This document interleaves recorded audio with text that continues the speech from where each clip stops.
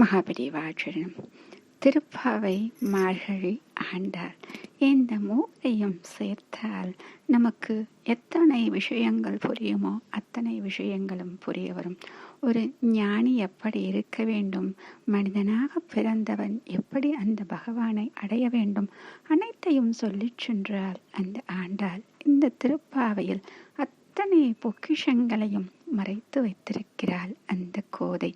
இதை நாம் சொல்ல வேண்டும் என்றால் இப்பொழுது நம் குழந்தைகளுக்கு முதலில் படிக்கும் பொழுது ஆங்கில வார்த்தைகளான ABCD என்று எழுத்துக்களை சொல்லித் தருகிறோம். அப்படி சொல்லித் தரும் பொழுது நாம் படிக்கக்கூடிய விஷயங்களாக, நாம் கற்றுக்கொண்ட விஷயங்களாக A for apple அப்படிலாம் நம்ம படிச்சிருக்கோம். ஆனால் இப்போ இந்த திருப்பாவையை நாம் அடிப்படையாக கொண்டு சொன்னால் அந்த எழுத்துக்களுக்கு என்னென்ன பொருளை சொல்லி எப்படி இந்த திருப்பாவையோடு இதை ஒருங்கிணைக்கலாம் என்று பார்க்கக்கூடிய பதிவு இது. இப்போ முதல்ல சொன்ன உடனே A for ஆண்டாள் அப்படின்னு சொல்கிறோம். ஏன் அப்படின்னா இதெடுத்த உடனேயே ஆண்டாள் அப்படின்னா ஒரு ஜீவன் பிறந்த அந்த ஆத்மா, பிரம்மம் எதை சொன்னாலும் சரி அது எதற்காக பிறந்திருக்கிறது என்றால் அந்த பகவான், அந்த பரமாத்மாவை சேருவதற்காக. அப்படி சேர வேண்டும் என்றால் என்ன செய்ய வேண்டும் என்று நமக்கு வாழ்ந்து காட்டி சொல்லிக் கொடுத்து நமக்கு இப்படித்தான் நடக்க வேண்டும் என்று சொல்லி காட்டியவள் இந்த கோதை என்கிற ஆண்டாள். அதனால்தான் A for ஆண்டாள். அடுத்தது B என்று சொல்கிறோம். B சொன்னாலே நமக்கு என்ன வரணும் அப்படின்னா பக்தி அப்படிங்கிற விஷயம் தான் ஞாபகத்துக்கு வரணும். ஏன் அப்படின்னா இந்த வாழ்க்கையில் நம்ம எதோ பெருசுன்னு நம்ம நினச்சிட்டு இருக்கோம். ஆனால் அந்த பக்திங்கிற விஷயம் மட்டும்தான் நம்மை கடைசி வரை சரியான வழியில் கொண்டு செல்லக்கூடிய பாதையாக நமக்கு இருக்கும். அப்போ அந்த பாதைக்கு தேவை நமக்கு இந்த பக்தி அப்படிங்கிறது. சரி, இந்த பக்தி வந்துச்சு அப்படின்னா அடுத்தது நமக்கு என்ன வரும் அப்படின்னா C அப்படின்னு ஆரம்பிக்கிறோமா. C for கான்ஃபிடென்ஸ் அப்படின்னு சொல்கிறோம். ஒரு நமக்கு நம்பிக்கை வந்துடும், நம்ம மேலேயே நமக்கு நம்பிக்கை வந்துடும். கண்டிப்பாக நம்மால் அந்த இறைவனை அடைய முடியும் அப்படின்னு ஒரு நம்பிக்கை. இந்த நம்பிக்கை வந்தால் என்ன ஆகும் அப்படின்னா எதையுமே நாம் இப்போ நம்ம சொல்கிறோமே பாசிட்டிவ் ஆட்டிடியூட்னு, அது கண்டிப்பாக அந்த நேர்மறை எண்ணங்கள் வந்துவிடும்.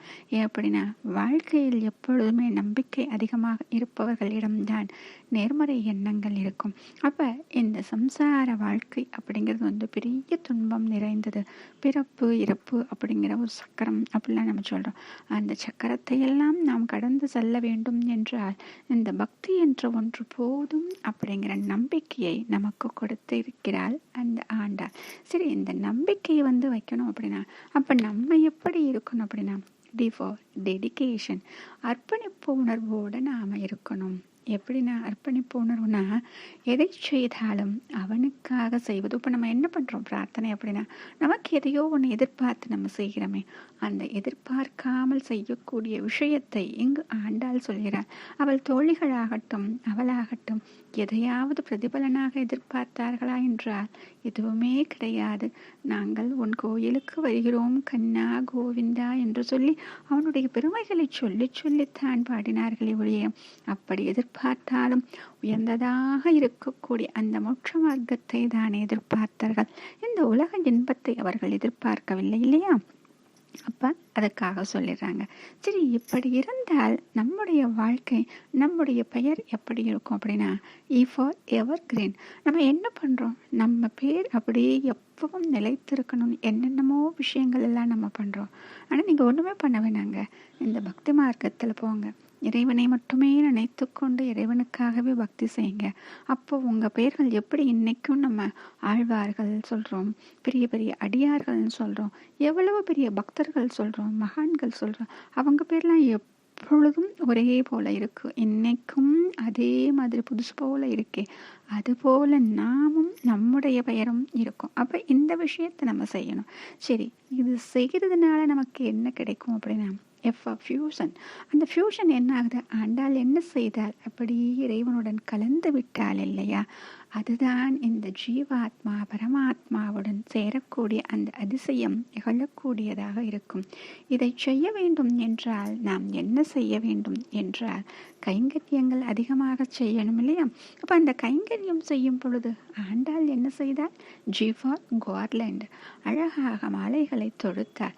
மாலைகளை தொடுத்து தொடுத்து அந்த கண்ணனுக்கு கொடுத்து கொண்டே இல்லையா வந்தார். தான் அழகு பார்த்து அந்த அழகு பார்த்த மாலையை அவனுக்கு கொடுக்க ரங்கனுக்குத்தான் எத்தனை இன்பம் என்று படித்திருக்கிறோமே. அப்படி செய்வதால் அந்த ரங்கன் என்ன செய்தான் என்றால் ஃபார் ஹானர் அவளுக்கு உரிய மரியாதையை கொடுத்தான். ஏனென்றால் பக்தி என்று சொல்லும் பொழுது தன்னுடைய பக்தர்களுக்கு என்னென்ன விஷயங்களை அவன் செய்ய வேண்டுமோ அதை சரியாக செய்வான். நாம் கேட்காமலே அந்த மரியாதையை அவன் நமக்கு கொடுத்து விடுகிறான். இதுதான் நமக்கு என்னவாக இருக்கும் அப்படின்னா ஃபார் ஐடென்டிட்டி.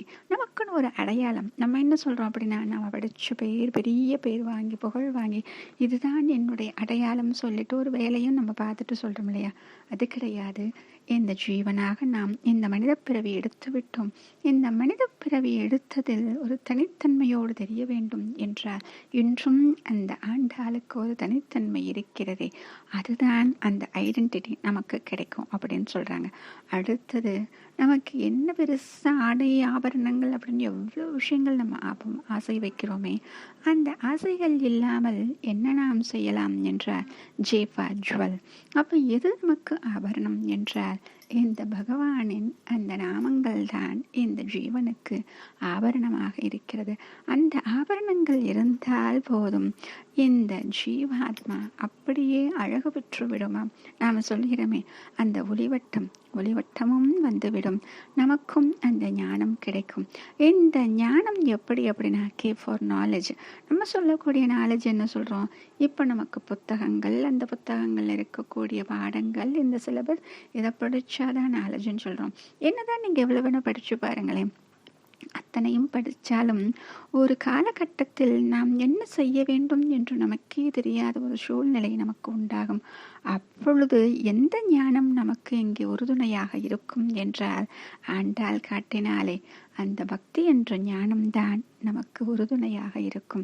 சரி, இப்படி ஞானம் கிடைத்தால் போதுமா, நீங்கள் சொத்தெல்லாம் எதுவும் சேர்த்து வைக்க வேணாமா அப்படிலாம் கேட்டிங்க அப்படின்னா ஃபார் லீகசி.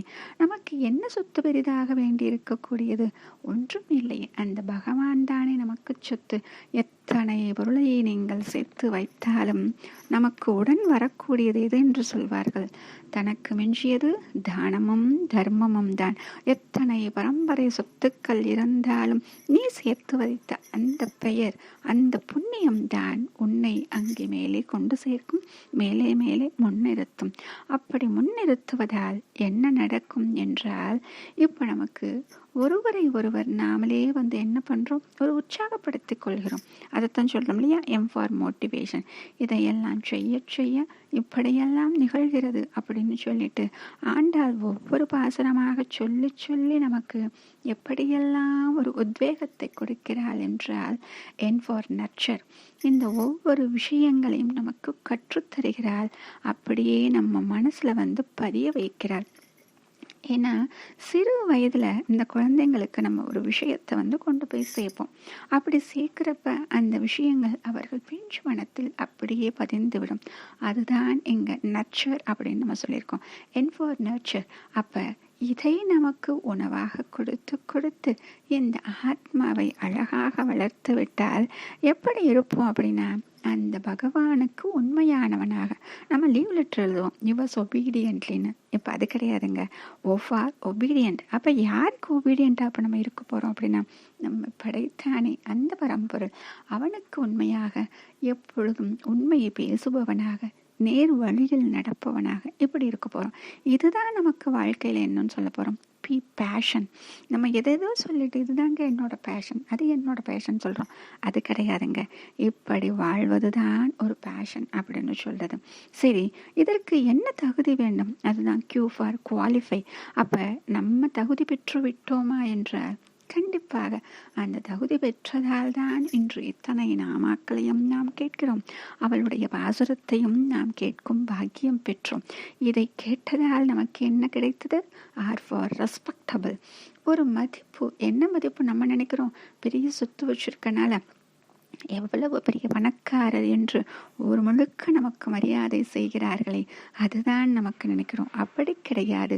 எத்தனை தான தர்மங்கள் செய்திருக்கிறானே, தன்னிடம் பணம் இல்லை என்றாலும், பொருள் உதவி செய்ய முடியவில்லை என்றாலும், வாய் நிறைய அன்பாக பேசுகிறானே, இப்படிப்பட்ட அவனுக்கு கிடைக்கக்கூடிய மரியாதை எப்படி கிடைக்கும் என்றால், ஆண்டாள் பாடினாலே அந்த திருப்பாவையை பாடி பாடி நமக்கெல்லாம் அந்த அஞ்ஞானத்தை போக்கினாலே அந்த மரியாதை நமக்கு கிடைக்கும். அப்ப நம்ம இப்ப என்ன பண்ணணும் அப்படின்னா, இஸ் ஃபார் சரண்டர், சரணாகதி அப்படிங்கிற ஒரு விஷயத்தை தான் இப்ப நம்ம செய்யணும். இந்த சரணாகதி மட்டும் ரொம்ப கஷ்டங்க. நம்ம சொல்றது வேணா ஈஸியா சொல்லிடுவோம். ஏன்னா சரணாகதின்னு சொல்லிட்டோம் அப்படின்னா அடுத்தது நம்ம பத்தி யோசிக்கவே கூடாதுங்க. ஏன்னா நம்ம அவங்ககிட்ட ஒப்படைச்சிட்டோம், அந்த இறைவனிடம் ஒப்படைத்து விட்டோம். இப்போ ஒரு கஷ்டம் வருது அப்படிங்கிறப்ப, ஐயோ எனக்கு கஷ்டம் வந்துருச்சு, நான் என்ன பண்றது அப்படின்னு அந்த நிமிடம் நமக்கு யோசனை வரவே கூடாது. ஏனென்றால் நாம் அவனுக்கு அடிமை. அவன் பார்த்து கொள்வான். நமக்கு ஒரு கஷ்டம் வந்திருக்கா, அவன் பார்த்துக்குவான். இவனுக்கு பக்தனுக்கு இந்த ஒரு கஷ்டம் வந்திருக்கிறதே, அதை நான் போக்க வேண்டும் என்று அவன் பார்த்து கொள்வான். அப்ப இதுக்கு நமக்கு என்ன வரணும்? ட்ரஸ்ட். அவன் மேல் அந்த நம்பிக்கை வைக்க வேண்டும். அவனை முழுவதுமாக நம்ப வேண்டும். இது எல்லாம் முடியுமாங்க? You for unbelievable. அப்படி நம்ம செஞ்சுட்டோம் அப்படின்னா நம்ப முடியாத மாற்றங்கள் நம்மில் வர தொடங்கும். அந்த மாற்றங்கள் தான் இன்று ஆண்டாள் இருக்கக்கூடிய அந்த நிலையை நமக்கு கொடுக்கும். ஆண்டாள் பாடிய பாடல்கள், அந்த சிறு வயதில் அவளுக்கு எத்தனை ஞானம் கிடைத்தது என்றால், அவள் பாடிய பாடலை கேட்டு கேட்டு இன்னும் நமக்கு ஞானம் கூடத்தானே செய்யும். ஒவ்வொரு மார்கழியிலும் நாமும் விடாமல் கேட்டுக்கொண்டே இருக்கிறோம். இதோ இந்த மார்கழி என்னவோ நமக்கு அது கைகூடுவது போல தெரிகிறது. அதனால்தான் இதற்காக இத்தனை பிரயத்தனங்களை ஆண்டாள் செய்கிறாள். அப்படி செய்வதால் பிஃபோர் விக்டரி, எதில் நமக்கு வெற்றி கிடைத்தது என்றால், இதோ இந்த பக்தி மார்க்கத்தில் நாம் சென்று அந்த சரணாகதியை செய்து எதை வெற்றி கொண்டோம்? W for world. இந்த உலகம் அப்படிங்கிற ஒரு விஷயத்தை வெற்றி கொண்டு விட்டோம். இந்த உலகம் அப்படிங்கிறது ஒரு தூசு, இது எனக்கு ஒரு பொருட்டே அல்ல, இதற்காக நான் எதையும் செய்ய வேண்டியதும் கிடையாது அப்படிங்கிற ஒரு விஷயத்தை நம்ம கற்றுக்கிட்டோமே. ஏன் அப்படின்னா, நல்ல விஷயங்கள் செய்ய வேண்டும் அப்படின்னு சொல்லிட்டு நம்ம நினைப்போம். ஆனால் 4 பேர் நம்மை புகழ வேண்டும் என்று நினைத்து செய்யக்கூடிய நல்ல விஷயங்கள் தான் இப்பொழுது அதிகமாக விட்டது. அப்போ அந்த உலக விஷயங்கள் நமக்கு வேண்டாம். இப்போ அப்படி செஞ்சிட்டிங்கன்னா என்னங்க ஆகும்? Expert xerox. அப்படியே இறைவனின் அந்த சாரூபிய ரூபம், சாரூபிய முக்தி, அவனைப் போலவே அழகாக ஒரு சொரூபத்தை நமக்கு கொடுத்து விடுவான். அப்படி கொடுத்து விட்டால் நாம் எப்படி இருப்போம்?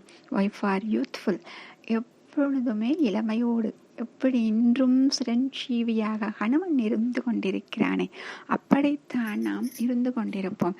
சரி, இத்தனையும் செய்ய வேண்டும் என்றால் ஒரு முறை நம்ம ஆத்மாவை நம்ம ரீசெட் பண்ணணும்ல, முதல்ல இருந்து ஆரம்பிக்கணும் இல்லையா? அப்போ நம்ம கொண்டு போய் எங்கே வைக்க போகிறோம்? Z for 0. இப்போ 0ல் வச்சாச்சு. அடுத்ததாக ரீசெட் நம்ம பண்ணிட்டோம். இதோ புதிதாக ஒரு வாழ்க்கையை நாம் வாழ ஆரம்பிக்க போகிறோம். இனி நமக்கு அனைத்தும் மங்களம்தான். சகல சௌபாகியங்களையும் அந்த இறைவன் கொடுக்கத்தான் போகிறான். இதோ இந்த ஞானத்தை தவிர வேறு எதுவும் வேண்டாம் என்று சொல்லக்கூடிய அந்த மனோபாவத்தையும் அவன் நமக்கு கொடுப்பான். மகாபிரியவா சரணம்.